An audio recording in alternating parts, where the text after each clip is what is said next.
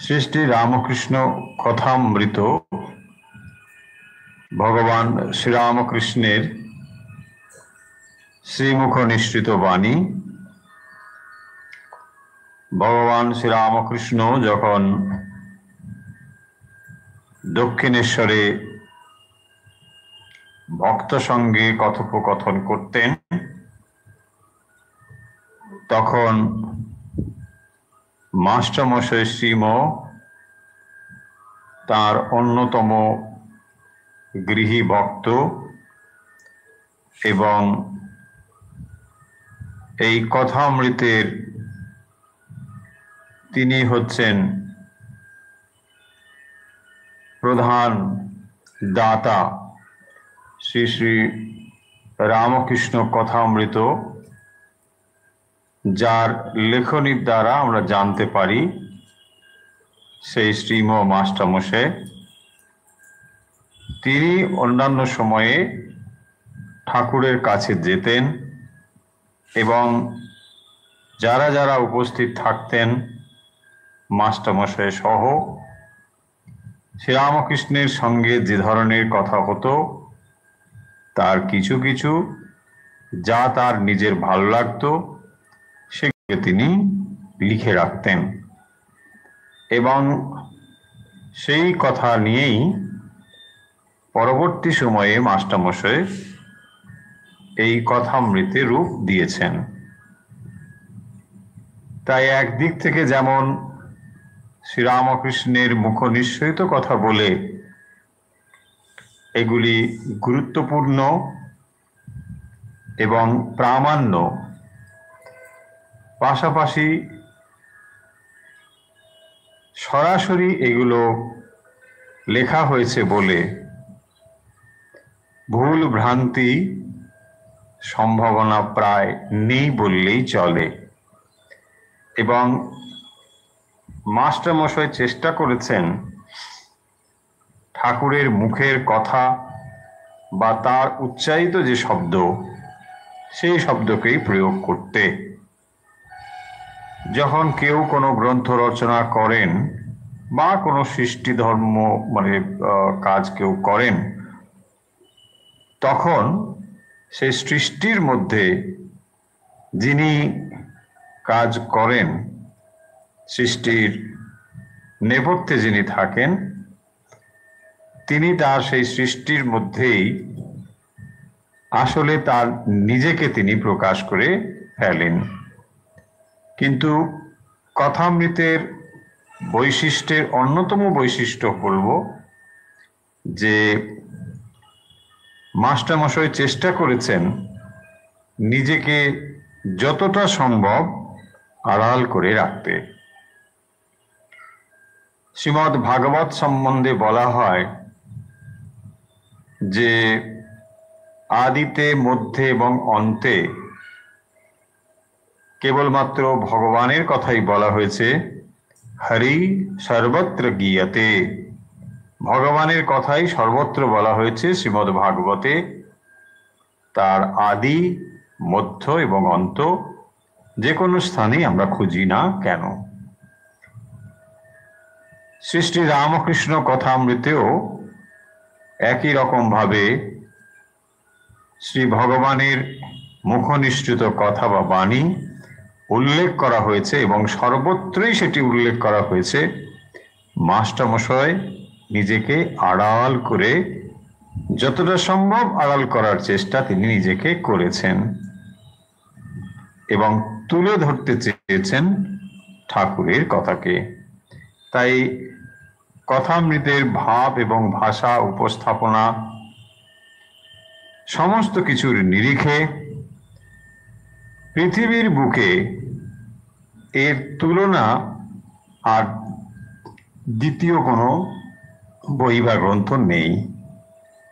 সেদিক থেকে আমরা বলতে পারি শ্রী শ্রী রামকৃষ্ণ কথামৃত একটি অনন্য সাধারণ গ্রন্থ। এবং এটি যদি প্রচারের দিক থেকে দেখি,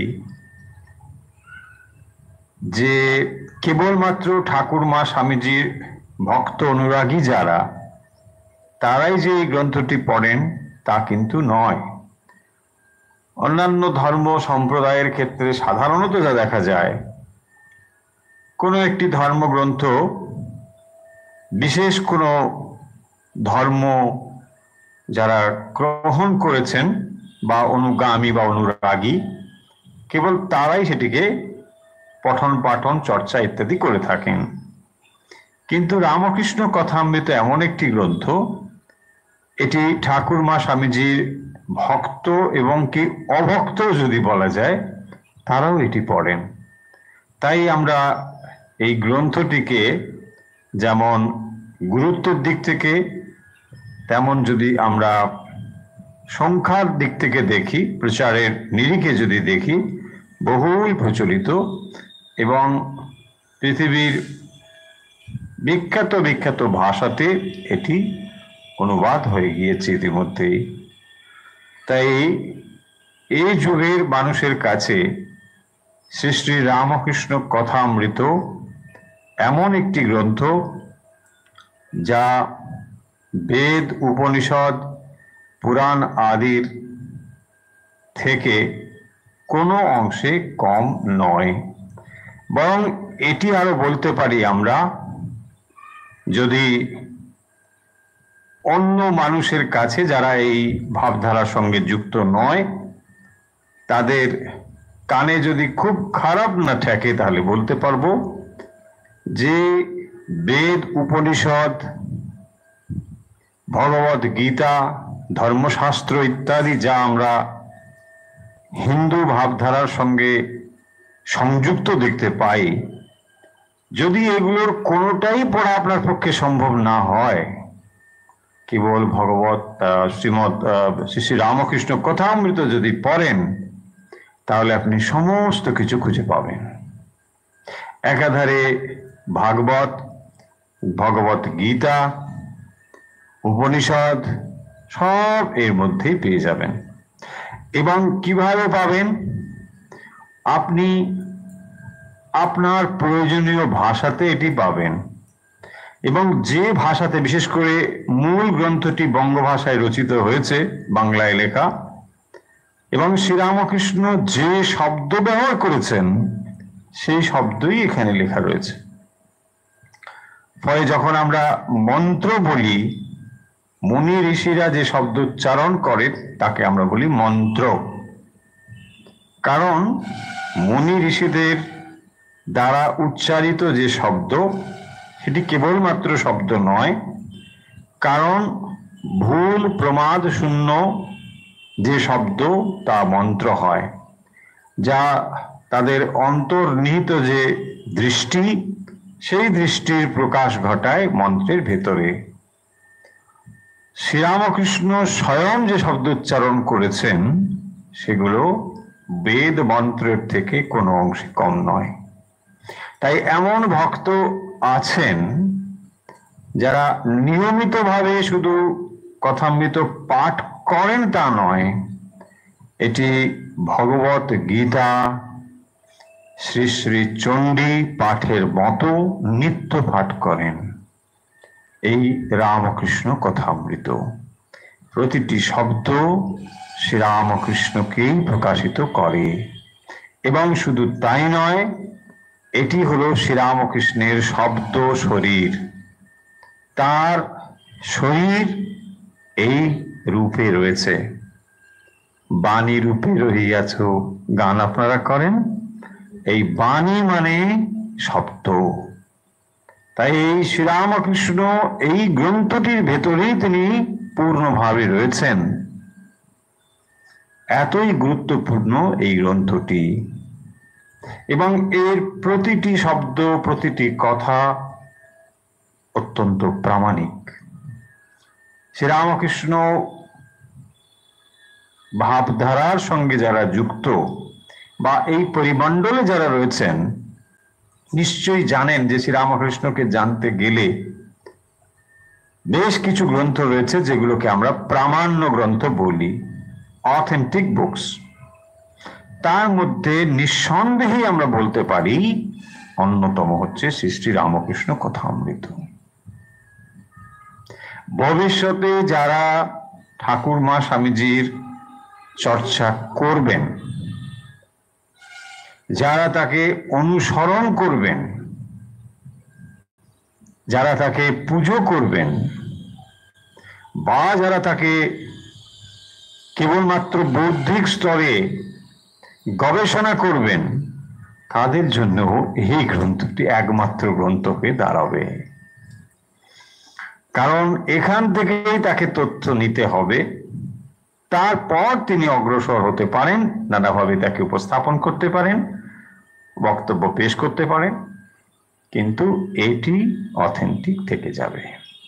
যেমন আজ আপনারা জানেন যে শ্রীরামকৃষ্ণের যেমন কথামৃতের কথা আমরা বলছি, ভগবান শ্রীকৃষ্ণের মুখনিসৃত বাণী শ্রীমদ্ ভগবত গীতা, সেই গীতা আজ পৃথিবীর বিভিন্ন প্রান্তে বিভিন্ন ভাষায় ভাষান্তরিত হয়ে চর্চা হয়ে চলেছে, এবং তার উপরে কত কমেন্ট্রি, ভাষ্য রচনা করা হয়েছে। কিন্তু সেই আদি ভগবত গীতা অপরিবর্তনীয়, চিরকাল থেকে যাবে। হাজার হাজার বছর ধরে দেখুন এই শ্লোকগুলো চলে আসছে, তার ওপরে নানা মানুষ নানা রকম ভাবে তাকে ব্যাখ্যা করছেন, সেটা চলবে। ঠিক এইরকম ভাবেই শ্রীরামকৃষ্ণের কথার ওপরে হয়তো ব্যাখ্যা নানা রকম হবে, নানা রকম মানুষ তার মতো করে ব্যাখ্যা করবেন, ভাববেন, চিন্তা করবেন, কিন্তু এই মূল কথাগুলো অপরিবর্তনীয় হয়ে যুগ যুগ ধরে থেকে যাবে। শ্রী শ্রীরামকৃষ্ণ কথামৃত হচ্ছে এইরকম একটি গ্রন্থ।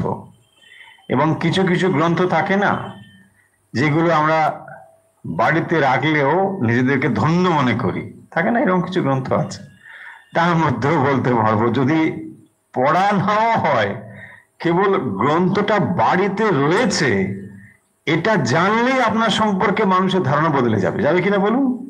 যদি একজন মানুষের বাড়িতে গিয়ে আপনি দেখেন যে তার ওখানে একটা কথামৃত রয়েছে, তখনই আপনার ধারণাই বদলে যাবে যে না, এই মানুষ যখন কথামৃত রেখেছে, কিন্তু দেখুন এটা সবসময় সত্য নাও হতে পারে, কিন্তু আমি জাস্ট বলছি যে একটা গ্রন্থ দেখেও আপনি ওই মানুষটা সম্পর্কে ধারণা করছেন যে না, এই মানুষ কখনো খারাপ হতে পারে না।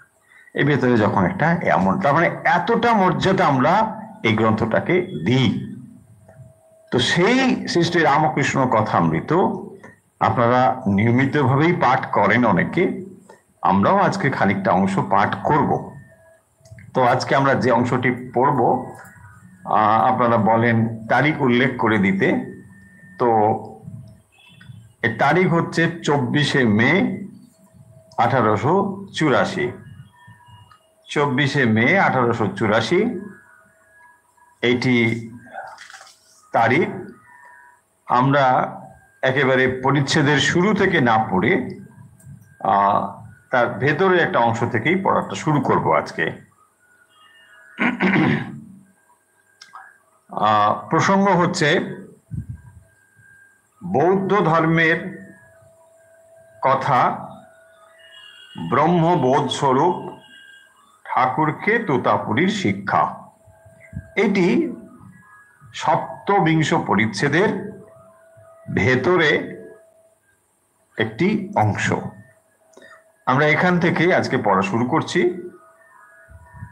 বৌদ্ধ ধর্মের কথা, ব্রহ্মবোধ স্বরূপ ঠাকুরকে তোতাপুরীর শিক্ষা। তো শ্রীরামকৃষ্ণ কথা শুরু করছেন এই বলে, বুদ্ধদেবের কথা অনেক শুনেছি, তিনি দশাবতারের ভেতর একজন অবতার। ব্রহ্ম অচল, অটল, নিষ্ক্রিয় বোধ স্বরূপ। বুদ্ধি যখন এই বোধ স্বরূপে লয় হয়, তখন ব্রহ্ম জ্ঞান হয়, তখন মানুষ বুদ্ধ হয়ে যায়। তাই বুদ্ধ মানে একজন ব্যক্তি নয়। যদিও আমরা ভগবান বুদ্ধ বললে একজন ব্যক্তিকেই বুঝি, কিন্তু তিনি ছিলেন তথাগত সিদ্ধার্থ গৌতম। তিনি বোধি লাভ করেছিলেন বলে তিনি হয়েছিলেন বুদ্ধ। বুদ্ধ বা বোধি বা উদ্বোধিত হওয়া, এটি একটি অবস্থা, এবং সেই অবস্থা তিনি লাভ করেছিলেন বলেই তাকে বলা হয় বুদ্ধ। তো তিনি হচ্ছেন সিদ্ধার্থ বা গৌতম। তো এই সিদ্ধার্থ বা গৌতম যিনি বোধি লাভ করেছেন, বুদ্ধত্ব প্রাপ্ত হয়েছেন, তার কথা বলতে গিয়ে বলছেন তিনি 10 অবতারের ভেতর একজন অবতার। কে বলছেন? শ্রীরামকৃষ্ণ বলছেন, শুনেছি তিনি অবতার। ভক্ত কবি জয়দেব, তার রচনা হচ্ছে দশাবতার স্তোত্রম। সকলেই জানেন বিখ্যাত সেই স্তোত্র। এটি মানুষকে যেমন ভক্তিভাবে প্রাণিত করেছে, আবার মানুষের মনে একটি দ্বন্দ্ব তৈরি হয়েছে এই দশাবতার স্তোত্রটি পড়ার ফলে। কারণ মানুষ ধরেই নিয়েছে অনেকে যে অবতার মানে এই 10, তাহলে এর থেকে 11 হবে না, আর 10 মানে 9ও হবে না, তাই না? এটা মানুষ ধরে নিয়েছেন। এই একটা সমস্যা বা ভুল বা বিতর্ক তৈরি হয়েছে এখান থেকে। আর না হলে এই স্তোত্রটি একেবারে যুগোত্তীর্ণ একটি সৃষ্টি বলবো, যে মানুষ মুখে মুখে ফেরে এই স্তোত্রটি প্রলয় অপরাধী জালে, সবাই এটি জানেন। কিন্তু এর এই হলো একটা সমস্যা, যে এখানে ওই লিস্টের ভেতরে যদি নাম না থাকে, এইটা হচ্ছে ব্যাপার। যে কোনো ক্ষেত্রেই দেখবেন, যখনই আপনি কোনো ক্যাটাগরি দিয়ে লিস্টিং করছেন, তখন ওই লিস্টিং এর মধ্যে আমি যখন নেই, তাহলে আমাকে বাদ দিয়ে দিয়েছে, তাই না? এই একটা ব্যাপার। উনি তাহলে কেন এই তালিকা, তো তালিকা মেলায় সবসময়। তো এই করতে গিয়ে এটা হয়েছে সমস্যা। কারণ আপনারা সকলেই জানেন, যখন মথুর বাবু কে ভৈরবী ব্রাহ্মণী বলা শুরু করলেন যে বাবার ভিতরে সব অবতারের লক্ষণ দেখা যাচ্ছে, তো মথুর বাবু তখন খুব চিন্তায় পড়ে গেলেন যে বাবাকে ভালো বলছো, খারাপ কিছু নেই, বাবা তো ঠিকই আছে, কিন্তু অবতার টবতার বলে একটু বোধহয় বাড়াবাড়ি করছো তোমরা, তাই না? অবতার, আরে বাবা এইসব কি বলছো? হ্যাঁ, তার মধ্যে একটু মায়ের আদেশ হয় মাঝে মধ্যে, তিনি খুব গভীরভাবে মায়ের পুজো করেন, এটা মেনে নিতে পারি। কিন্তু তিনি সরাসরি বলে বসলেন যে অবতার তো 10, এর বেশি তো নেই।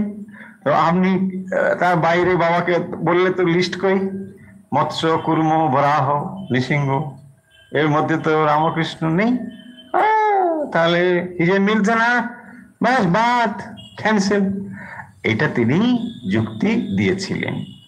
কিন্তু পরবর্তী সময়ে দেখা যাবে যে শ্রীমদ্ ভাগবতে এই অসংখ্য অবতারের কথা উল্লেখ রয়েছে। সেই জন্যই এতগুলো কথা বললাম, যে আমরা ওই সংখ্যা ধরলে ওখানেই একটা লিমিটেড জিনিস বুঝে ফেলি। কিন্তু ভগবান শ্রীমদ্ ভগবত গীতাতে স্পষ্টতই উল্লেখ করেছেন যে যখন প্রয়োজন হবে তখন আসবেন, তাই না? যদা যদা হি ধর্মস্য গ্লানির ভবতি। তো সেখানে তো বলা হয়নি কেবলমাত্র 12 দশম আমি আসিব, এরকম কিন্তু নেই যে আমি 10 বার আসবো, তার বেশি আর আসবো না। সেখানে কি রয়েছে? যতবার প্রয়োজন হবে, যুব প্রয়োজন যখন তৈরি হবে তিনি আসবেন, ভগবান আসবেন। তো শ্রীরামকৃষ্ণ বলছেন এই যে দশাবতারের স্তোত্র, তার মধ্যে এটা রয়েছে। তো দেখুন, আপনি যে মৎস্য, কুর্ম, বরাহ ইত্যাদি যে নামগুলি আমরা পাই, রাম রাম ইত্যাদি, তো সেখানে সবই হিন্দু সনাতন এই ধর্মের ধারাতেই আমরা মোটামুটি জিনিসগুলো সব পাই। তো তখনই মনে হবে যে তাহলে আবার এখানে বুদ্ধ, ভগবান বুদ্ধ, হ্যাঁ, ওই তালিকার মধ্যে রয়েছে। তাই ভগবান যখন অবতার রূপে অবতীর্ণ হন, তিনি ধর্মের পারে, সমস্ত ধর্মের তিনি হচ্ছেন ঊর্ধ্বে। ধর্ম মানে ধর্মপথ যেটি, সেটি ভগবানকে লাভ করার জন্য একটি পন্থা, কিন্তু তিনি যে পন্থার কথা বলেন সেটি কোনো নির্দিষ্ট জনগোষ্ঠীর জন্য, নির্দিষ্ট ধর্মের জন্য বলেন না।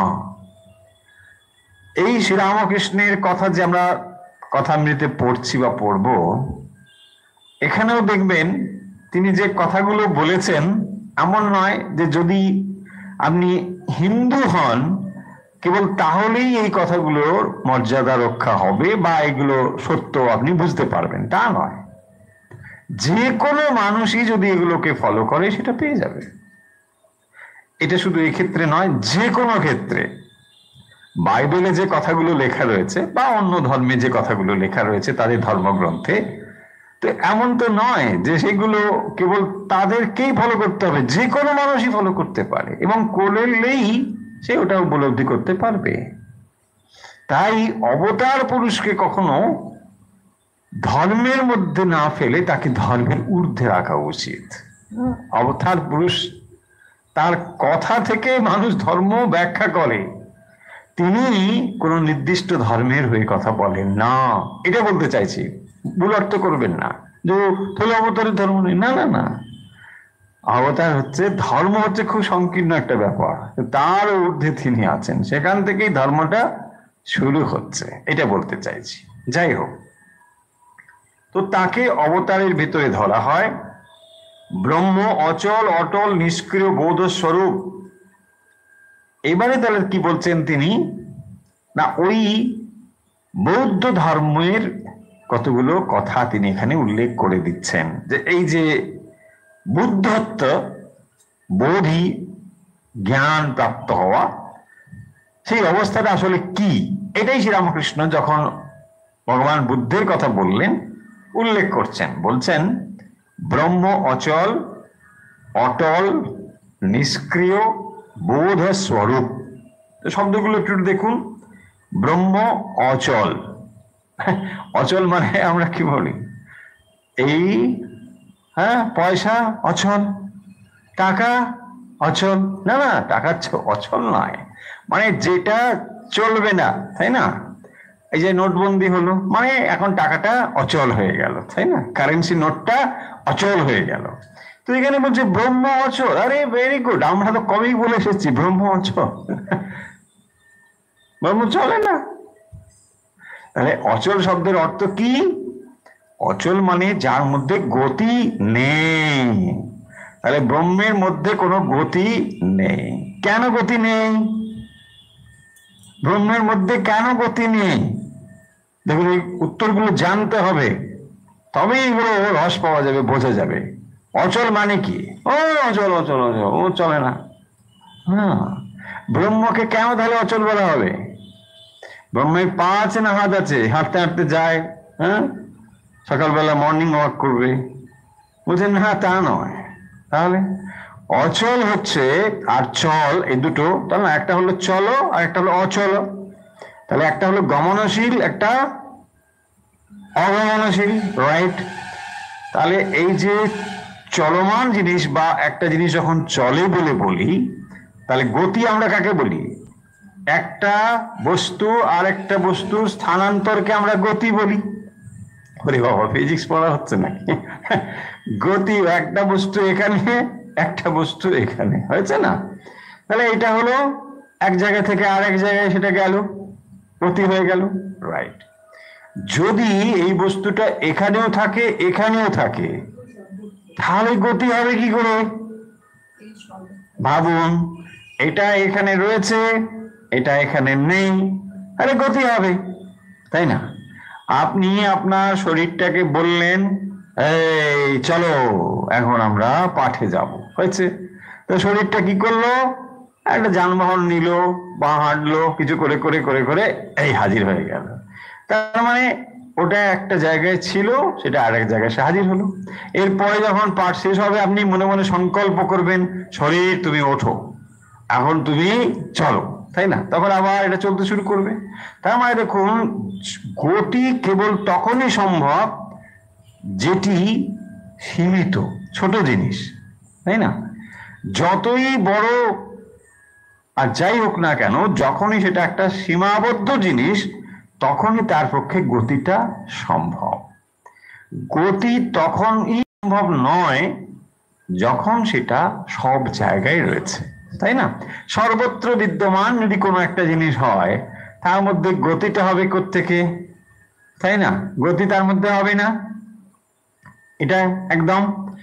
যখন আপনি একটা ঘরের এই রুমের মধ্যে রয়েছেন, আর একটা রুম, আলাদা আলাদা রুম, তখন একটা থেকে আরেক জায়গায় যাচ্ছেন, এখানে যাচ্ছেন, ওখানে যাচ্ছেন, দ্যাটস গুড।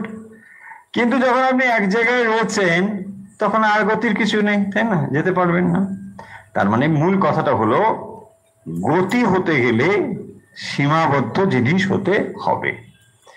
যা সর্বত্র রয়েছে তার মধ্যে আর গতি সম্ভব নয়। গতি হওয়ার জন্য যে জিনিসটি দরকার, তাহলে এক জায়গায় বিদ্যমানতা আর এক জায়গায় না থাকা, এক জায়গায় সেটা রয়েছে আর এক জায়গায় সেটা নেই, এই জিনিসটা হতে হবে, তা নাহলে গতি হওয়া সম্ভব নয়, তাই না? পরিষ্কার? তাহলে ব্রহ্মকে বলা হয়েছে অচল। এখানে অচল মানে ইউজলেস না, হ্যাঁ হ্যাঁ, এটা অচল না। অচল শব্দের অর্থ হচ্ছে যেখানে গতি নেই, কারণ যা সর্বত্র বিদ্যমান তার মধ্যে আর গতি থাকা সম্ভব নয়। হয়েছে? অচল। অটল, অটল মানে যার মধ্যে কোনো মডিফিকেশন হয় না, হ্যাঁ, তাকে বলা হয় অটল। টলে যায় না মানে modification, any type of modification যার মধ্যে নেই, দ্যাট ইজ কল্ড অটলা। তারপরে রয়েছে নিষ্ক্রিয়, হ্যাঁ, যার মধ্যে ক্রিয়া নেই, তাকে বলা হবে নিষ্ক্রিয়। দেখুন, এগুলো আপনি অন্য কিছুর সঙ্গে মিশিয়ে ফেলতে পারেন, কিন্তু অ্যাবসলিউটলি যেখানে, সেটা হচ্ছে ব্রহ্ম। এই একটা নিষ্ক্রিয় রয়েছে, বাট এই নিষ্ক্রিয়তাটা হচ্ছে অ্যাপারেন্টলি নিষ্ক্রিয়। এটা এখানে রয়েছে, আমি এখানে সরাতে পারি, এই করতে পারি, তাই না? আপনি চুপ করে এখন বসে আছেন, ভাবছেন নিষ্ক্রিয়। নিষ্ক্রিয় নয়, এটা এখন আপাতভাবে মনে হচ্ছে নিষ্ক্রিয়, কিন্তু এই নিষ্ক্রিয় যেটি, সেটি হচ্ছে কিন্তু অ্যাবসলিউট নিষ্ক্রিয়, মানে তার মধ্যে কোনোভাবে কোনো ক্রিয়া নেই, কখনো নেই। টাইম, স্পেস এন্ড কজিশনের উপর কোনোভাবে সেটা নির্ভর করে না, এবং সেটা কোনোভাবে ক্রিয়া নেই, তাই তাকে আমরা নিষ্ক্রিয় বলবো, বুঝছে? আর ক্রিয়া কখন থাকবে? যখন অভাব বোধ থাকবে। দেখবেন, ইনকমপ্লিটনেস যদি না থাকে, ক্রিয়া হতে পারে না। একটা পাত্রে আপনি জল রেখেছেন, জলটা পূর্ণ রয়েছে, তো এখন কি আর জলটা ওখান থেকে যাবে নাকি ওখানে ভরবে? ভরবে না, পূর্ণই না, কমপ্লিট, একদম কানায় কানায় পরিপূর্ণ ধরে নিন যদি একটা থাকে, তো সেখানে তো আর কিছু দেওয়া যাবে?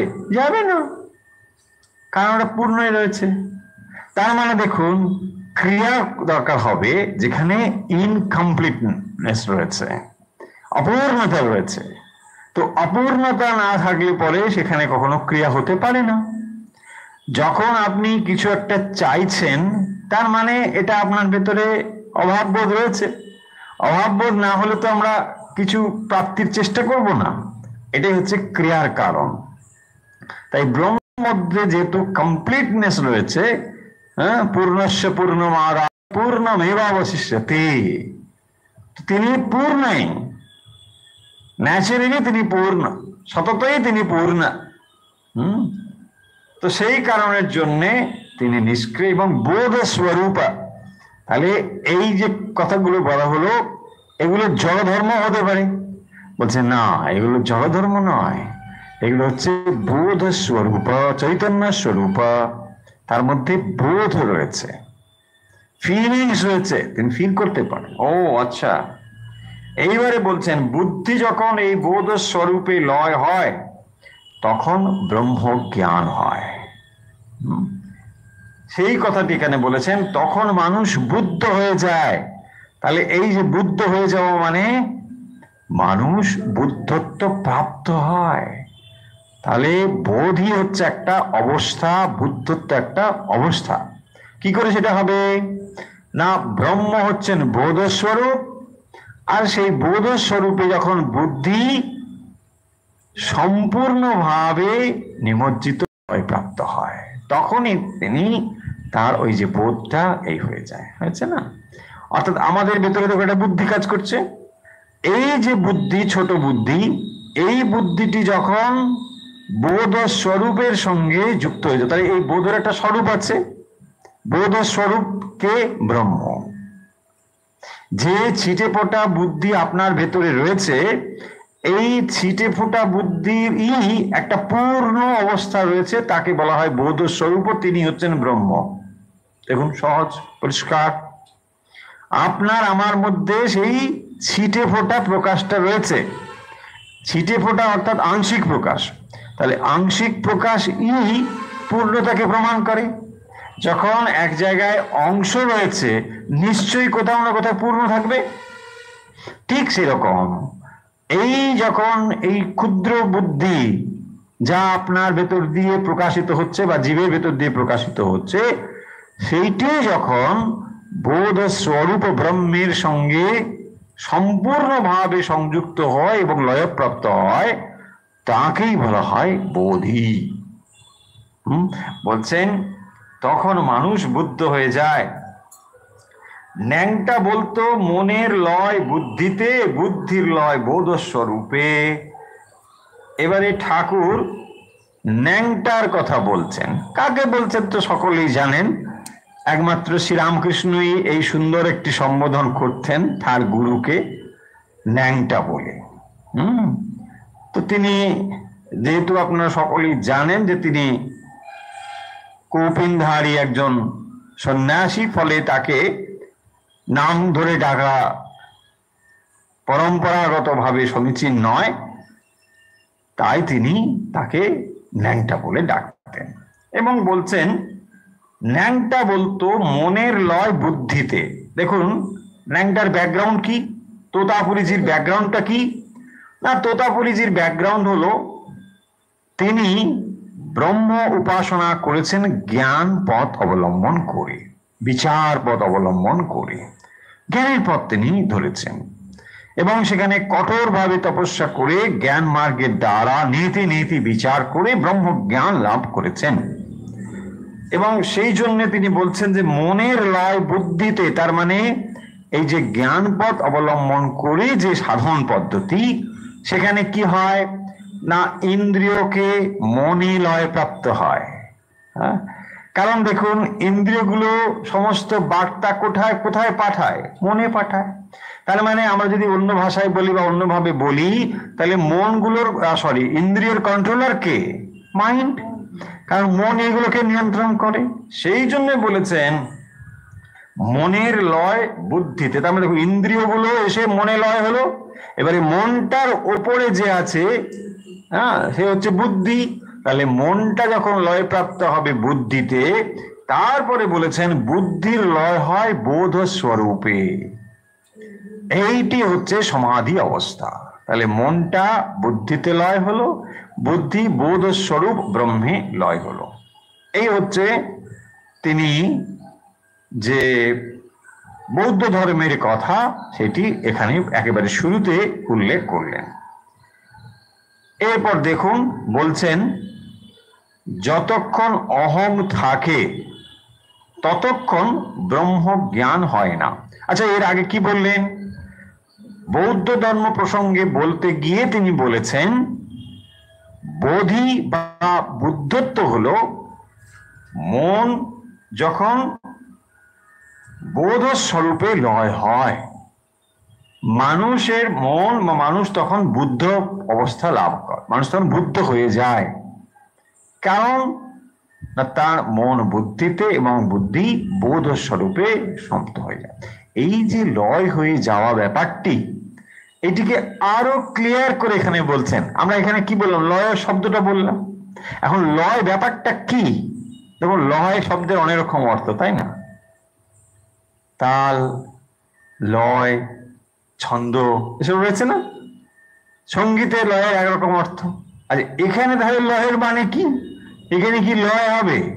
আমি বলছি না লয়টা একটু বাড়ান, একটু দ্রুত করুন। না না, এখানে দ্রুত নয়, এখানে বিলম্বিত লয় না, না বিলম্বিত নয়। তাহলে এখানে লয় শব্দের অর্থ হচ্ছে কি, এইটাই এখানে বলছেন। দেখুন লয়টা হচ্ছে দেখুন, যতক্ষণ অহং থাকে ততক্ষণ ব্রহ্ম জ্ঞান হয় না। তার মানে লয় মানে কি? লয় মানে হচ্ছে নিঃশেষ হয়ে যাওয়া। দেখুন এটা হচ্ছে এই লয়ের অর্থ, একেবারে শেষ হয়ে গেল, এটা লয় প্রাপ্ত হলো। আমরা বলি না একটা জিনিস আর একটা জিনিসের মধ্যে যখন দিলেন ওটা তার মধ্যে সম্পূর্ণ নিমজ্জিত হয়ে গেল, ডুবে গেল, লয় প্রাপ্ত হলো। প্রলয়, লয় এই শব্দগুলো রয়েছে বাংলায়। তো লয় মানে হচ্ছে একটা জিনিস তারপরে ডিজলভ হয়ে যাওয়া। আপনি খানিকটা সল্ট নিয়ে একটা জলের মধ্যে, ওর মধ্যে লয় হয়ে গেল, তার মানে দেখুন লবণটা থাকলো বাট এখন আর লবণ রূপে আপনি দেখতে পাচ্ছেন না, জাস্ট ডিজলভ, তাই না? ওই জলের মধ্যে ওটা চলে গিয়েছে, লয়প্রাপ্ত হয়েছে। এই তো ব্যাপারটা ঘটে যখন আমরা দুটো জিনিসকে এরকম করে করি। এইটাই দেখুন এখানে বলছেন, যতক্ষণ অহং থাকে ততক্ষণ ব্রহ্ম জ্ঞান হয় না। তার মানে বোধ স্বরূপকে কি বলা হলো? বলা হলো মনটা বুদ্ধিতে আর বুদ্ধিটা বোধ স্বরূপে লয় প্রাপ্ত হবে। আচ্ছা, লয় প্রাপ্ত হওয়া মানে কি? একটা আর একটার ভেতরে চলে যাবে, ডিজলভ হয়ে যাবে, এন্ড ও ধর্মটা হারাবে, তাই না? যে সল্টটাই যদি আমরা এক্সাম্পল হিসেবে ধরি, তাহলে সল্টটা একরকম ছিল, দেখা যেত, তাই না? ওটাকে আমি এখন লিকুইডের মধ্যে যদি ডিজলভ করে দিই তাহলে ওটা ধর্মটা হারালো, এখন সেটা সলিড নেই, এটা লিকুইড হয়ে গেছে, and it is not visible, তাহলে মানে ধর্মান্তরিত হলো, তাই না? তার মানে এটা কি? দেখুন একটা জিনিস, এখানে আমরা ফিজিক্স বা কেমিস্ট্রি পড়ছি না, এখন আমরা কি পড়ছি? আমরা বলছি ধর্মশাস্ত্র পড়ছি, রাইট? তো এখানে তাহলে কি হচ্ছে? স্পিরিচুয়ালিটির ক্ষেত্রে দেখুন, তাহলে এই যে সল্ট, লবণ, তার লবণত্বটা থাকলো কিন্তু সেটা তার আকারটা এখানে রূপান্তরিত হয়ে গেল, তাই না? এইটাকেই আমরা বলছি অহংকার। তাহলে আপনি যে আর একটা জায়গায় ডিজলভ হয়ে যাবেন, কি করে ডিজলভ হবেন বা কেন আপনি হতে পারছেন না? বিকজ অফ অহংকার। হ্যাঁ, এইটাই হচ্ছে, তাহলে ডিজলভ না হওয়ার কারণ হচ্ছে অহংকার। তাহলে অহংকার কি করে? আমাদেরকে পৃথক করে রাখে। যখন লবণটাকে আপনি জলের মধ্যে দিয়ে দিলেন, ওটা সব মিশে গেল। Water soluble, water soluble. তো ওয়াটার সলিবল মানে জলে ওটা দ্রবীভূত হয়ে যাবে। এটা ওর ক্যারেক্টার, কার? সল্টের। সল্ট জলের মধ্যে গিয়ে ডিজলভ হয়ে গেল। হাউ ডিজলভ হলো? এই জন্যে তার অহংকারটা সম্পূর্ণভাবে লয়প্রাপ্ত হলো। যদি এর এই কোয়ালিটিটা না থাকতো তাহলে কি ওটা হতো? হতো না, তাই না? হবে না। আপনি ধরুন অন্য আর কিছু একটা দিয়ে দিন, হ্যাঁ, ওটা হবে? হবে না, বুঝছেন? হ্যাঁ, এটা ডিজলভ হলো না। আপনি আরেকটা কিছু ধাতু নিয়ে নিন, ধরুন, হ্যাঁ, একটা সোনা দিয়ে জলের মধ্যে সোনা একটু ফেলে দিলেন, বুঝলি ওটা যেমন তেমনই রয়েছে, হচ্ছে। ওর মধ্যে এটা ওয়াটার সলিবল নয়, এর জলের মধ্যে মিশতে পারবে না। এটা যখন মিশতে পারবে না তাহলে এটা আলাদা হয়ে যাবে। আমি বোঝাতে পারছি? বা শ্রীরামকৃষ্ণ যে কথাটি বলছেন লক্ষ্য করুন, শ্রীরামকৃষ্ণ বলছেন এবারে যতক্ষণ অহং থাকে ততক্ষণ ব্রহ্মজ্ঞান হয় না। মানে ওই যে ডিজলভ ব্যাপারটা ঘটে না। কোনটার জন্যে? অহংকারের জন্য। হ্যাঁ, তাহলে অহংকারের জন্য এটা সম্পূর্ণ মার্জ হতে পারে না। যদি সম্পূর্ণভাবে মার্জ হয়ে যায় তাকেই বলা হবে ব্রহ্মজ্ঞান। ব্রহ্মজ্ঞান অহং থাকে ততক্ষণ ব্রহ্মজ্ঞান হয় না। ব্রহ্মজ্ঞান হলে, ঈশ্বরকে দর্শন হলে তবে অহং নিজের বশে আসে। দেখুন কি স্পষ্ট ভাবে শ্রীরামকৃষ্ণ বলছেন, ব্রহ্মজ্ঞান হলে, ঈশ্বরকে দর্শন হলে, তাহলে ঈশ্বর দর্শনের অর্থটা কি আর ব্রহ্ম জ্ঞান এর অর্থ কি? অহংকারের সম্পূর্ণ সমাপ্তি বা লয় প্রাপ্তি। দেখুন সম্পূর্ণভাবে অহংকারটি যেখানে লয় প্রাপ্ত হয় সেই পয়েন্টটাকেই বলা হয় ব্রহ্ম দর্শন বা ঈশ্বর দর্শন। মানুষ ঘাত প্রতিঘাতের ভেতর দিয়ে যে অগ্রসর হচ্ছে জীব, আসলে এই অহংকারের লয়ের দিকে সে এগোচ্ছে, জ্ঞাত সারে অথবা অজ্ঞাত সারে। এবং এইটি করতে করতে যখন সম্পূর্ণভাবে এটা একেবারে জিরো হয়ে যাবে, তখনই সে দেখবে যে এত সময় যে আমি আমি করছিলাম এটা তুমিতে পর্যবসিত হয়েছে। দেখুন, একটা এন্ডে রয়েছে আমি, আর একটা এন্ডে তুমি। তো যখন আমিটা টোটালি ডিজলভ, তখন হোয়াট রিমেইনস? তুমি। That's all. হ্যাঁ, তমেব মাতা চ পিতা তমেব তমেব বন্ধুশ্চ সখা তমেব। হ্যাঁ, রাত দিন we are chanting this mantra না, বাট অ্যাকচুয়ালি ওটা তখনই সত্য হয়ে উঠবে যখন এই এন্ডটা পুরো শেষ। তমেব মাতা চ পিতা তমেব, তার মানে এই যে অহং বৃত্তিটা টোটালি ডিজলভ হয়ে যাবে।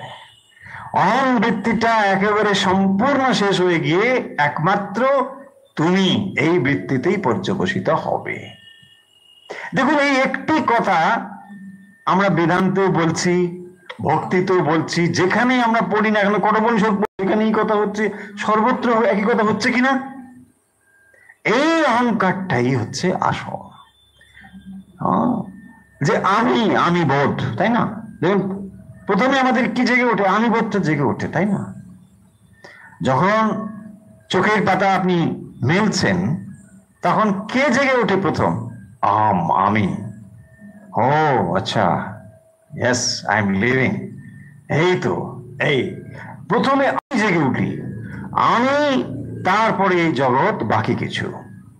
প্রথম যেই অনুভবটা আপনার হয় সেটা হচ্ছে আমি, অহম। এই অহম এর ওপরই এই সমস্ত কিছু নির্ভর করেছে। তাই যত সময় পর্যন্ত এই অহমটি বিদ্যমান বা রয়েছে, তত সময় পর্যন্ত আমরা ব্রহ্মজ্ঞান থেকে দূরে রয়েছি। তাই আসল ব্রহ্মজ্ঞান শব্দের অর্থ হচ্ছে সম্পূর্ণভাবে অহংকারের নিমজ্জন, সম্পূর্ণভাবে অহংকারটা চলে যাওয়া। সেটা আবার কি করে হবে? অহংকার চলে যাবে, অহংকার থাকবে না, আমার একটা আমি আমি। এইটাই হচ্ছে আমাদের সমস্ত দুঃখের, এটাই হচ্ছে কারণ। আচ্ছা, এবারে কি বলছেন দেখুন, তা না হলে অহংকে বশ করা যায় না। তাহলে এই অহংকার সম্পূর্ণভাবে বশীভূত হতে পারে একমাত্র ব্রহ্মজ্ঞান লাভ হলে।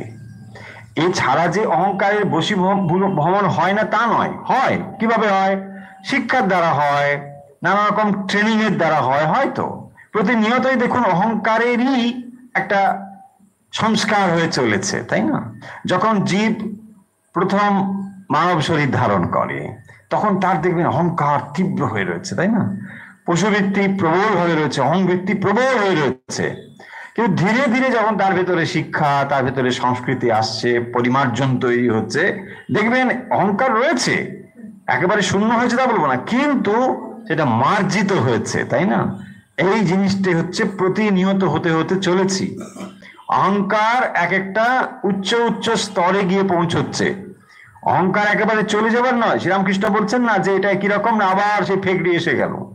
অহংকার চলে যাবে না, কিন্তু তাহলে অহংকারকে আমরা কি করতে পারি? একটা ডাইমেনশন, একটা রূপ দিতে পারি।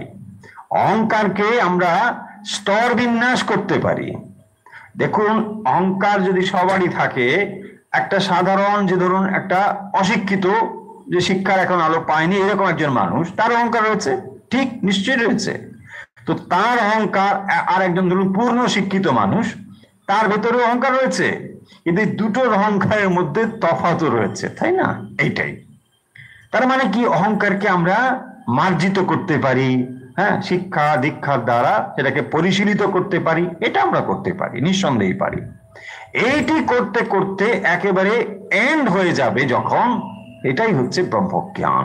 এবং সেই জন্য বলছেন অহংকারকে এছাড়া কিন্তু বশ করা যায় না।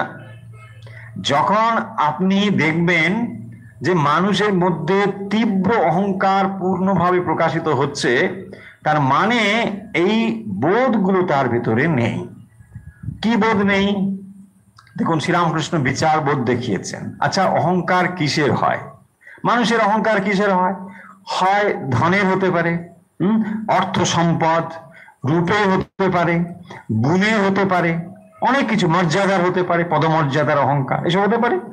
শ্রীরামকৃষ্ণ বলছেন যদি কারোর মধ্যে এই বিচারগুলো থাকে, যেগুলো নিয়ে তুমি অহংকার করছো, এগুলো এই আছে এই নেই, তাই না? দেখুন আপনি অহংকারের কিছু নেই, জীবের অহংকারের কোনো মূল্যই নেই। আজকে এত সম্পদ, কালকে হয়তো সে কোনো সম্পত্তি নেই, তার পুরো একেবারে ভিখারি হয়ে যায় না, এরকম হয়। তো সেই জন্য বলেছেন এইগুলো বিচার করে দেখলে, এই বিচার বোধটা তাহলে কখন আসবে দেখুন, যদি তার এই বিচার বোধ না থাকে, অহংকার করবে না, হ্যাঁ আমার এত কিছু রয়েছে জানে না। তার মানে দেখুন যেখানে যেখানে এই বিচার বুদ্ধি বা শিক্ষা এক কথায় যদি বলি কম রয়েছে, অহংকার সেখানে বেশি রয়েছে, তাই না? তাহলে শিক্ষা সংস্কৃতি যেখানে কম, অহংকারের প্রকাশটা সেখানে সাংঘাতিক, তাই না? এটাই হচ্ছে ব্যাপার। সেই আছে না কি, হাতি সেই পা দেখাচ্ছে আদুলি, হ্যাঁ হ্যাঁ, তার সামনে দিয়ে চলে গেল, এসব আছে। ব্যাং ব্যাং, হাতি না ব্যাং, হাতিকেই বোধহয় দেখাচ্ছিল, রাইট রাইট রাইট, গল্পটা আমি অনেকদিন আগে পড়েছি। তো হাতিকে পা মানে ব্যাং পা দেখাচ্ছে, লাঠি দেখাচ্ছে, হ্যাঁ জানো না ব্যাঙের আধুলি, রাইট, ফ্রেজটা হচ্ছে ব্যাঙের আধুলি। তো ব্যাঙে একটা আধুলি পেয়ে, হ্যাঁ তাহলে দেখুন যত ছোট আধারে তত বেশি অহংকার, এবং এই অহংকারটি তাহলে বলছেন পূর্ণভাবে বশীভূত হওয়া সম্ভব, এটা কন্ট্রোল হয়ে যাবে। হাও বলছেন এই ঈশ্বর ব্রহ্মজ্ঞান হলে তখন এটা সম্পূর্ণ কন্ট্রোল হয়ে যায়। তখন সে বুঝতে পারে আরে আমি এত সামান্য, আমি এত সামান্য, আমি এত অহংকারে ফেটে পড়ছি, আর যার এত কিছু রয়েছে তার কোনো কিছু নেই। ওইটাই হচ্ছে বুঝতে পারে না, তখন মনে করে হ্যাঁ আমাকে মান্যি করলেন না, ই করলেন না, আরে তোমাকে মান্যি করলে না, স্বয়ং ভগবান বসে আছেন, তাই না? তিনি কিছুই করছেন না, চুপ করে বসে রয়েছেন। তার মানে যেখানে পূর্ণতা রয়েছে সেখানে অহংকারকে নিয়ন্ত্রণ করা যায়, এবং এইটি হচ্ছে ভগবানকে চেনার একটা পথ। অনেক পথ রয়েছে, ভগবানকে চেনার এটি হচ্ছে পথ, যেখানে অহংকার সম্পূর্ণ শূন্য হয়ে যাবে, তাকে সেখানে হচ্ছে ঈশ্বর। ঈশ্বরকে চিনবেন আপনি এইভাবে, মায়ের দিকে তাকান, ঠাকুরের জীবনের দিকে তাকান, সাধারণ মানুষ হলে অহংকারে ফেটে পড়তো অহংকারে। তখনকার দিনের শিক্ষিত সব মানুষ এসে তার পায়ের কাছে লুটিয়ে পড়ছে, তাই না? কেশবচন্দ্র সেন থেকে শুরু করে। তো যদি তার ভেতরে সামান্যতম অহংকার থাকতো, ফেটে পড়তো, পাগল হয়ে যেত। কিন্তু কোনো বিকার তার মধ্যে নেই, সম্পূর্ণভাবে তিনি রয়েছেন। এই হচ্ছে অহংকার রাহিত্য, এবং এই অহংকার রাহিত্য ভগবান ছাড়া হয় না। যখন বললেন যে না সব বেরিয়ে যাও, হ্যাঁ সব বেরিয়ে গেল, ব্যাস গামছা ঘাড়ে নিয়ে ঠাকুর বলছেন ঠিক আছে যা, আমি না না আপনি কোথায় যাচ্ছেন, আপনাকে যেতে বলিনি, আচ্ছা আমাকে যেতে বলোনি, ঠিক আছে চলো। আপনি শুধু ভেবে দেখুন তো আমরা সাধারণ মানুষ ওই সিচুয়েশনে কি বিহেভ করতে পারি, আর ঠাকুর কি বিহেভ করতে, জাস্ট এইটাই শুধু ভাবুন, আর কিছু ভাবতে হবে না। ঠাকুরের ব্রহ্মজ্ঞান আপনি ছেড়ে দিন, ধারণা করতে পারবো না আমরা, কি দীর্ঘ সাধনা করেছেন তাও আমরা কিছু করতে পারবো না। শুধু যে একটা ঘটনা শুধু যদি দেখেন যে দক্ষিণেশ্বরে তিনি ওই আর একটা উচ্চবাচ্য না করে ওই ব্যাস একটা ঘাড়ে গামছা নিয়ে এতদিন যিনি ওখানে রয়েছেন, এবং যে মায়ের মন্দিরে তার মায়ের দর্শন হয়েছে, আপনি ভেবে নিন সিচুয়েশন গুলো। হ্যাঁ সেখানে তো তিনি এটা করে, এই কেন আমাকে চলতে বলছো, তোমরা কে বসাই, আমার মথুরবাবু এতদিন বলেছে, তার সঙ্গে আমার সব ভালো সম্পর্ক ছিল, বলতে পারতেন তো। কোন আর্গুমেন্ট করেছেন? কিচ্ছু আর্গুমেন্ট করেননি। ঠিক আছে মায়ের ইচ্ছে, চলো চলে গেলাম। আবার যখন বলছে না বাবা তোমাকে বলা হয়নি, ও তো অন্য বলেছে, আচ্ছা আচ্ছা বেশ বেশ চল। আরে বাপরে, কি করে এটা সম্ভব? সম্পূর্ণ অহংকার। ভেবে নিন সাধারণ মানুষ হলে পারবে না এইটা। আচ্ছা, ঈশ্বর দর্শন কিরূপ? শ্রীরামকৃষ্ণকে বলছেন যে ঈশ্বর দর্শন কেমন। এই যে একটু আগে বললেন যে অহংকার না হলে বশীভূত হয় না, অহংকার যখন, বুদ্ধি যখন ওই বোধ স্বরূপে গিয়ে সম্পূর্ণভাবে লয় হয়, তাতেই হয়, এটা তো আগে বললেন। তো তারপরে বলেছেন নিজের ছায়াকে ধরা শক্ত, তবে সূর্য মাথার উপর এলে ছায়া আধ হাতের মধ্যে থাকে। কোন প্রসঙ্গে বলছেন দেখুন, বলছেন অহংকে না হলে বশ করা যায় না। কখন অহংকারকে বশ করা যায় না? যদি ঈশ্বর দর্শন হয়, ব্রহ্মজ্ঞান হয়, তাহলে এই যে অহং, মানে অহংটা কোনটা না, ঈশ্বর থেকে যা আমাকে পৃথক করে রেখেছে, অহংয়ের জন্যই তো পৃথক, তাই না? অহং মামা, এই দুটো সেন্স থেকেই আমরা ঈশ্বর থেকে বিযুক্ত হয়ে রয়েছি। কেবল জীবের থেকে অহং মামাটা তুলে দিন, ব্রহ্মই ব্রহ্ম, আর কিচ্ছু নেই, ঈশ্বরই ঈশ্বর, কেবল আহং মামা, এটা আমি আর আমার, তাই না? দেখুন এই তৈরি হয়েছে আহং মামা। সো আহং মামা এই বোধটা যখন পূর্ণভাবে চলে যায়, তখন যা থাকে সেটা হচ্ছে বোধের স্বরূপ ঈশ্বর। তাই জন্য বলছেন নিজের ছায়াকে ধরা শক্ত। কি এক্সাম্পল দিচ্ছেন দেখুন, নিজের ছায়াকে ধরা শক্ত, তার মানে ছায়া কখন তৈরি হচ্ছে? একটা মানুষ, হ্যাঁ, আলো রয়েছে পেছনে, এবারে ছায়া তৈরি হয়েছে, তাই না? তো বলছেন এই ছায়া ধরা শক্ত। কেন? কি আপনি যত অগ্রসর, ছায়া তত অগ্রসর হচ্ছে, তাই না? তো ছায়াকে আমি ধরবে কি করে? তাই জন্য বলছে দেখুন একটা এক্সাম্পল কিভাবে শ্রীরামকৃষ্ণ এত সুন্দর সুন্দর এক্সাম্পল গুলো দিয়েছেন না, মানে অবাক হতে হবে। বলছেন তবে সূর্য মাথার ওপর যদি আসে, এলে ছায়া আধ হাতের মধ্যে থাকে, মানে এটা কন্ট্রোল হয়ে যায়। দেখুন তাহলে যদি সূর্য কোথায় না, মাথার ওপরে সূর্য এলো, সূর্য যদি মাথার উপরে আসে, তাহলে ছায়াটা কি হবে? আর লম্বা হবে না, তাই না? ছায়াটা তখন কন্ট্রোল হয়ে যাবে। নাহলে লম্বা ছায়া, আলো যদি দূরে থাকে ছায়া অনেকটা লম্বা হয়ে যায়, হ্যাঁ, এই আমরা আলোক বিজ্ঞানের নিয়ম, অনেক অনেক হয়ে যাবে। কিন্তু তখন বলছেন যে তখন সেটাকে ধরা শক্ত, অনেক বিশাল ছায়া। এবারে তিনি উপমা দিয়ে বলছেন সূর্য যদি মাথার উপরে আসে, মানে এই অবস্থাটাকে কি? এটা হচ্ছে ব্রহ্মজ্ঞানের অবস্থা। অর্থাৎ যখন ঈশ্বর দর্শন বা ব্রহ্মজ্ঞান অবস্থা প্রাপ্ত হচ্ছ, তখন ছায়াটা কন্ট্রোল, মানে অহংকারটা কন্ট্রোল। এই অহংকার তখন থাকলেও সেটা আর বিশেষ কিছু করতে পারে না। শ্রীরামকৃষ্ণ অন্যত্র কি বলছেন? দেখো এই অহংকার তো যাওয়ার নয়, তবে থাকো, দাস আমি হয়ে থাকো, ভক্তের আমি হয়ে থাকো, তাই না? এইসব আছে। তার মানে এই আমিটাকে কন্ট্রোল দেয়। যে আমি বলে আমি দেখে নেবো, সে আমিটা একরকম আমি, তাই না?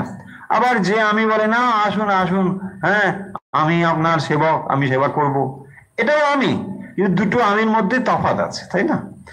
এইটাই শ্রীরামকৃষ্ণ বলছেন যে ওই আমিটা একটা অহংকারের প্রকাশ, চরম অহংকারের প্রকাশ। এই আমিটাও অহংকারের প্রকাশ, বাট এটা হচ্ছে কন্ট্রোল, এতে কোনো ক্ষতি হয় না। সেই জন্য বলছেন যে এটা ছায়া মাত্র, অহংকারের একটা ছায়া মাত্র, কিন্তু এখানে হিংসা নেই। বলেছেন না যে চুরি দিয়ে মানে এটা কাটা যাবে, কিন্তু সেটা যদি সোনার হয়ে যায় তাহলে সেটা দিয়ে আর কি হবে? বলছে না, কাটা আর হবে না। দেখুন এত এক্সাম্পল দিয়ে শ্রীরামকৃষ্ণ বলছেন।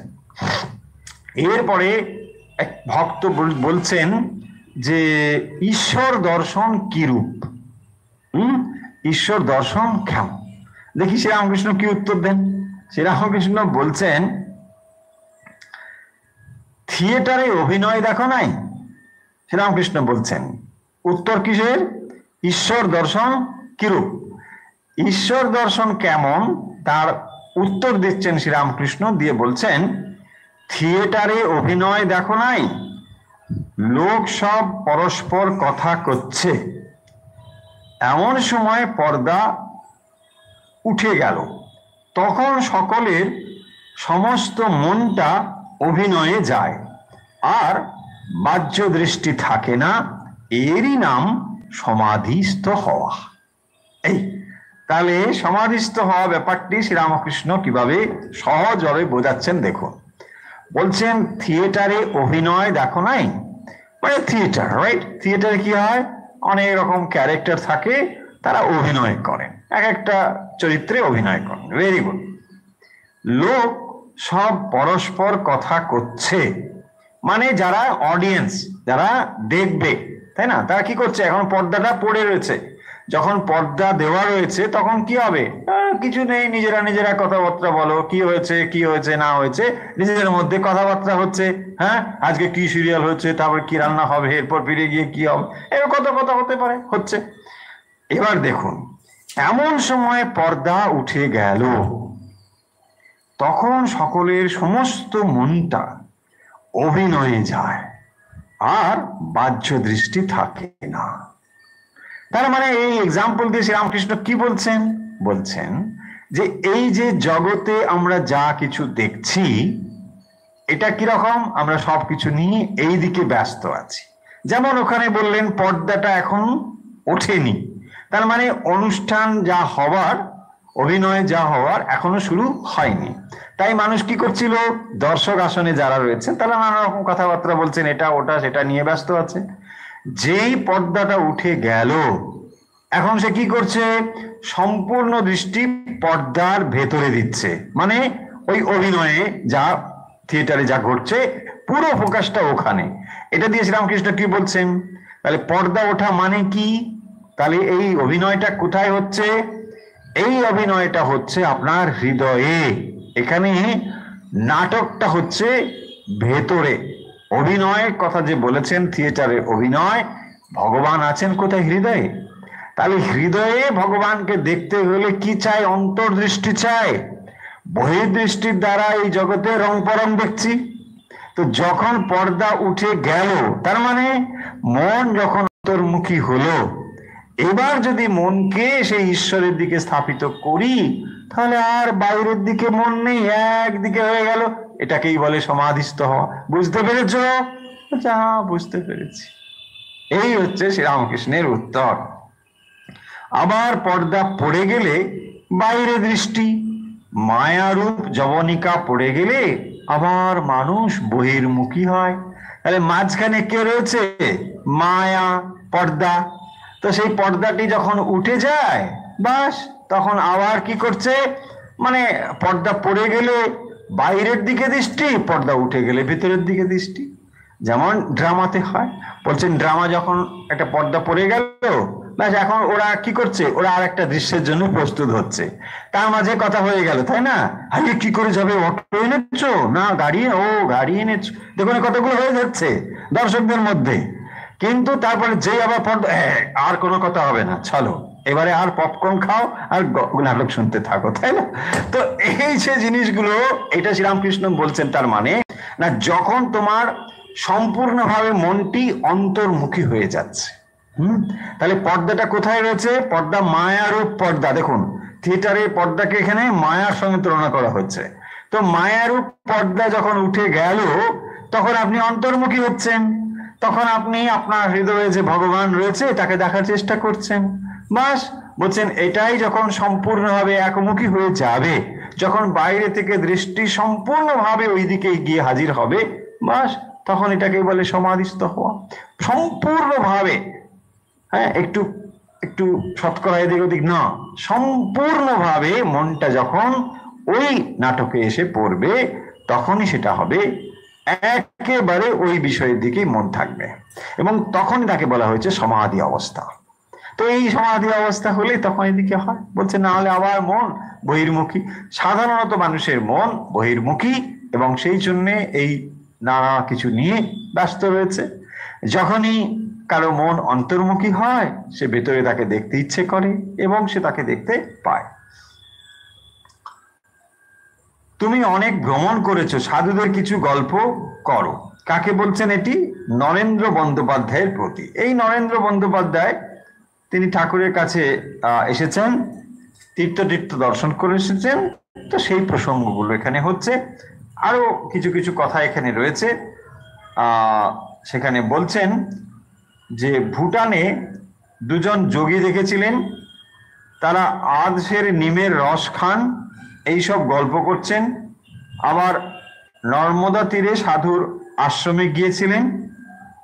সেই আশ্রমের সাধু পেন্টেলুন পরা বাঙালি বাবুকে দেখে বলেছিলেন, ইসকা পেট মে ছুরি হ্যায়। শ্রীরামকৃষ্ণ, দেখো, সাধুদের ছবি ঘরে রাখতে হয়, তাহলে সর্বদা ঈশ্বরের উদ্দীপন হয়। তো মোটামুটি আজকের আমরা যে প্রসঙ্গ এখন শেষ করব, আর শ্রীরামকৃষ্ণ এইটি শেষ করেছেন এই প্রসঙ্গে এইভাবে যে সাধুদের ছবি ঘরে রাখতে হয়, তাহলে সর্বদা ঈশ্বরের উদ্দীপন হয়। সাধু কে? শ্রীরামকৃষ্ণ বারবার সে কথা বিভিন্ন স্থানে বিভিন্ন প্রসঙ্গে বলেছেন যে সাধুকে দেখলে কি হয়? ঈশ্বরের উদ্দীপন হয়। ধরুন আপনি বিজ্ঞান নিয়ে গবেষণা করতে চান, তো যখন একজন বিজ্ঞানীকে দেখতে পান, তখন আপনার মনে নিঃসন্দেহে উদ্দীপনা হবে যে আচ্ছা, ইনি একজন বিজ্ঞানের গবেষক, বিজ্ঞান নিয়ে এত গবেষণা করেছেন, আমি যদি বিজ্ঞান পড়ি নিশ্চয়ই এরকম একজন হতে পারবো, হ্যাঁ, পড়তে পারবো। দেখুন, ওই বিজ্ঞানী সমগ্র বিজ্ঞান তার মধ্যে আছে তা নয়, তিনি তাকে রিপ্রেজেন্ট করছেন। তাকে দেখে আমাদের মনে হয় যে নিশ্চয়ই তাহলে একটা বিজ্ঞান বলে ব্যাপার রয়েছে, তা না হলে তিনি এসব নিয়ে কেন করছেন, এগুলো তখন সত্য বলে মনে হয়। ঠিক সেই রকম ভাবে বলছেন, সাধুকে দেখলে কি মনে হবে? আমাদের উদ্দীপন হয়। কেন উদ্দীপন হয়? না, তিনি সামগ্রিকভাবে চেষ্টা করছেন সেই সত্যটিকে তার জীবনে লাভ করবার, আন্তরিকভাবে তিনি চেষ্টা করে চলেছেন। তাই তাকে দেখলে আমরা যারা সাধারণ মানুষ, তাদের মনে উদ্দীপন হয়। আমরা বুঝতে পারি যে না, এটা তাহলে মিথ্যা নয়, এটা তাহলে কেবল থিওরি নয়। এমন মানুষ যদি চোখের সামনে আমরা দেখতে পাই, নিশ্চয়ই এটা সত্য, তাই না? এটা আমাদের মনে আসবে। ঠিক সেই রকম ভাবে এইটি এখানে বলেছেন যে তাহলে ঈশ্বরের উদ্দীপন হয়, তাকে দেখে আমাদের মনে প্রেরণা তৈরি হয়। তারপর শ্রীরামকৃষ্ণ বলছেন, সর্বদাই সাধু সঙ্গ দরকার। সংসারে জ্বালা তো দেখেছো, ভোগ নিতে গেলেই জ্বালা। চিলের মুখে যতক্ষণ মাছ ছিল, ততক্ষণ ঝাঁকে ঝাঁকে কাক এসে তাকে জ্বালাতন করেছিল। সেই গল্প আপনারা সকলেই জানেন যে মাছ নিয়ে যখন চিল যাচ্ছে, সবাই তাকে তাড়া করছে, তারপর যেই সেটা ফেলে দিল, অবধূতের গুরু। অবধূত ভাবলো যে এই আমার এক গুরু হতে পারে, কারণ যখন এটাকে ধরে রেখেছে তার পেছনে আর কেউ তাকে ছাড়ছিল না, যে ফেলে দিল সঙ্গে সঙ্গে চলে গেল। তো এই যে আজকের আলোচনার বিষয়, এখানে মূল যে ব্যাপারটি দাঁড়ালো সেটা হচ্ছে অহংকারের নাশ। কি করে ঈশ্বর লাভ হয়? অহংকারের নাশ হলে ব্রহ্মদর্শন হয়, এবং তখনই অহংকারকে সম্পূর্ণভাবে বশীভূত করা সম্ভব হয়। এই কথাগুলো হলো। এবং প্রসঙ্গত সাধু সঙ্গের কথা শ্রীরামকৃষ্ণ বললেন, এবং আরো বললেন যে এই সংসারের জ্বালা তো রয়েছে, এই জ্বালার কারণ কি? ভোগ। বলছেন যত সময় পর্যন্ত তুমি এই ভোগকে গ্রহণ করতে চাইবে, তত সময় পর্যন্ত জ্বালা যন্ত্রণা থেকে তোমার পরিত্রাণ নেই। এক্সাম্পল দিয়ে কি বললেন? না, ওই চিলের মাছের গল্প। যেই সে মাছটাকে ফেলে দিল, অমনি আর তার কোনো জ্বালাতন নেই, সে মুক্ত হয়ে গেল। অর্থাৎ যে ভোগ্য বস্তুগুলোকে আমরা ভোগ করবার জন্য লালায়িত হচ্ছি এবং সেগুলোকে গ্রহণ করে সেগুলোকে রক্ষা করার জন্য চেষ্টা করছি, এখান থেকেই সমস্ত জ্বালাতনের সৃষ্টি। তাই সেগুলোকে যদি আমরা বিচার করে বিশ্লেষণ করে ধীরে ধীরে কমিয়ে দিই বা ফেলে দিই, তাহলে আমরা মুক্ত হয়ে যাব। হয়েছে। আজকের মতো তাহলে কথা, আমি তো পাঠ আমরা এখানে শেষ করছি।